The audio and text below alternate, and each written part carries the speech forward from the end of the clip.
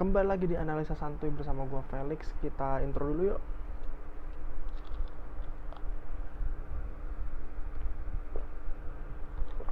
Seger banget. Kita mulai. Hari ini gua mau ngebahas tentang dimulai seperti ini. Sekeras-kerasnya, sekasar-kasarnya kita main bola, pasti harus ada aturan yang harus kita patuhi atau taati. Karena kalau aturan-aturan itu dilanggar, udah pasti berbahaya, berisiko besar untuk tim yang kita bela ataupun untuk rekan tim kita yang lain. Contohnya apa? Ada banyak aturan-aturan yang harus kita pelajari. Pertama, 7 pemain. 7 pemain itu adalah jumlah minimum dalam satu tim di lapangan untuk melanjutkan pertandingan. Ini berarti kartu merah atau double kartu kuning dalam satu pertandingan hanya boleh dilakukan sebanyak 4 kali atau 4 pemain saja yang dapat. Tim yang menurunkan pemain kurang dari 7 itu akan langsung di WO. Yang kedua, penyerang nggak boleh ada di dekat pagar betis. Penyerang yang berdiri dekat atau di tembok pertahanan dengan tendangan bebas sering menyebabkan masalah manajemen dan membuang waktu.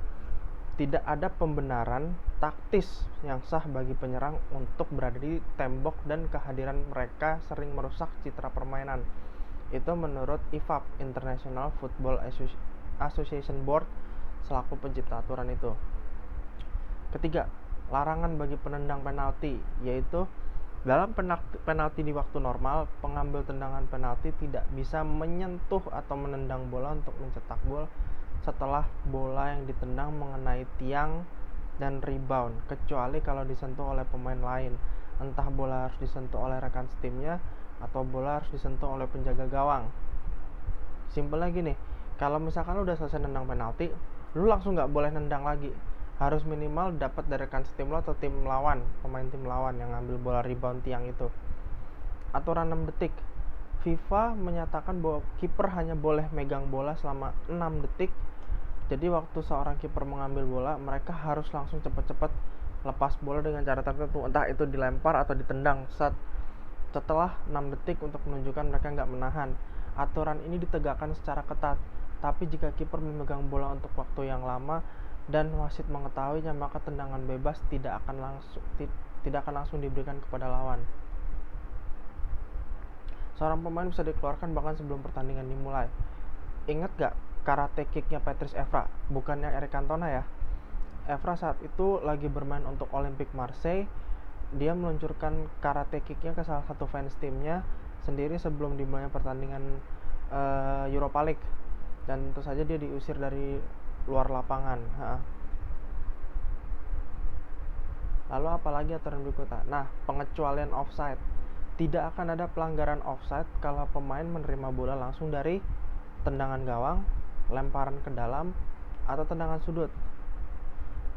Dengan catatan, pemain lawan tidak boleh ada dalam kotak penalti saat sebuah tim melakukan tendangan gawang. Kiper boleh pakai celana panjang. Ingat, peraturan ini nggak berlaku untuk pemain lain selain kiper. FYI, kiper yang identik dengan celana panjang pas bertanding ada pemilik Scorpion Kick Rene Higuita, lalu kiper legendaris Hongaria itu Gabor Kirali.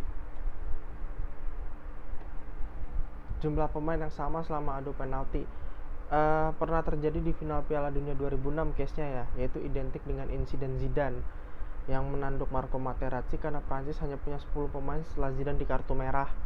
Maka Azzurri harus mengeluarkan salah satu pemain mereka sendiri dari jumlah penendang penalti, dan yang jadi tumbal adalah si badak Gennaro Gattuso.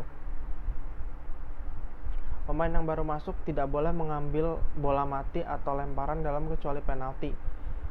Ini belum tahu pasti alasan kenapa FIFA menerapkan aturan ini. Batas pemain untuk memperebutkan bola fair play dari wasit. Biasanya situasi ini terjadi ketika pemain yang cedera di tengah lapangan atau kejadian tak terduga lainnya. Wasit mengambil bola fair play dan hanya memanggil 2 pemain dari masing-masing untuk memperebutkan bola tersebut. Bola fair play itu kayak gini. Jadi wasit megang bola, terus misalkan kayak pemain cedera situasinya, terus ada kejadian gak terduga lainnya, terus wasit mau mulai pertandingan. Jadi wasit megang bola seperti ini, terus boom, yang nendang bebas salah satu dari tim kita sendiri atau tim lawan. Nah, kemudian ada peringatan atas tindakan tidak sportif. Ini sebenarnya lebih ke larangan. Dalam bahasa Inggris ada caution for unsporting behavior dari law 12, false and misconduct. Use a deliberate trick to pass the ball, including from a free kick to the goalkeeper with the head, chest, knee, etc. to circumvent the law, whether or not the goalkeeper touches the ball with the hands. Menggunakan trik yang disengaja untuk mengoper bola, termasuk tendangan bebas, ke kiper dengan kepala, dada, lutut, dan lain-lain untuk menghindari hukum, terlepas apakah kiper menyentuh bola dengan tangan atau tidak.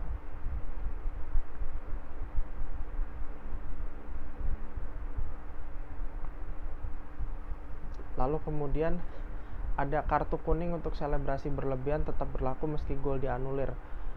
Selebrasi membuka baju seperti Ibra, contohnya ya, itu bakal membuahkan sebuah kartu kuning buat pemain. Tapi bagaimana kalau gol yang dicetak pemain tersebut dianulir? Sayangnya adalah kartu kuning disebut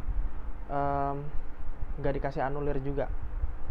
Jadi kartu kuning tetap akan berlaku walaupun golnya offside. Jadi betapa sialnya kalau seorang pemain udah selebrasi duluan tapi golnya dianulir, kena kartu kuning. Pemain bisa dikeluarkan sebelum pertandingan dimulai. Nah, tadi udah disebut ya.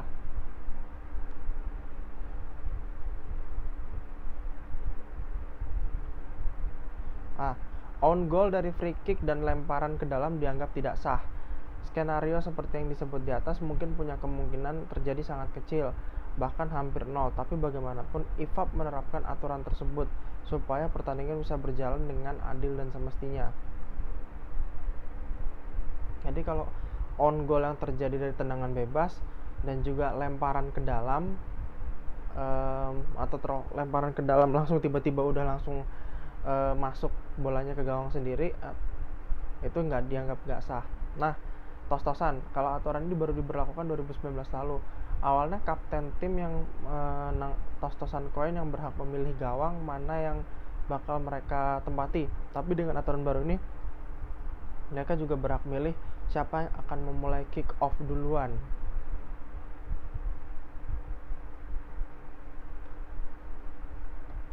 Satu penalti kiper dilarang menyentuh tiang dan mistar gawang.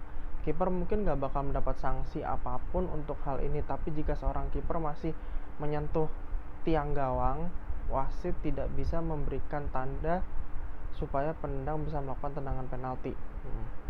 Jadi kalau misalkan kiper nih mau siap-siap, tiba-tiba dia masih megang-megang mistar gawang, artinya si wasit tidak boleh memberikan langsung penalti. Itu dianggap bahwa baik dari pihak kiper itu dianggap gak siap itu. Oke, untuk gue dari ini cukup gue sekian. Dan pentingnya buat kita belajar aturan-aturan ini bahwa sepak bola tuh memang olahraga keras, menjurus kasar, tapi bukan berarti tidak ada aturan yang ditegakkan dan berlaku. Semoga teman-teman yang main bola tetap menerapkan aturan ini demi menjaga permainan yang seadil-adilnya dan sportif-sportifnya. Oke, thanks for watching.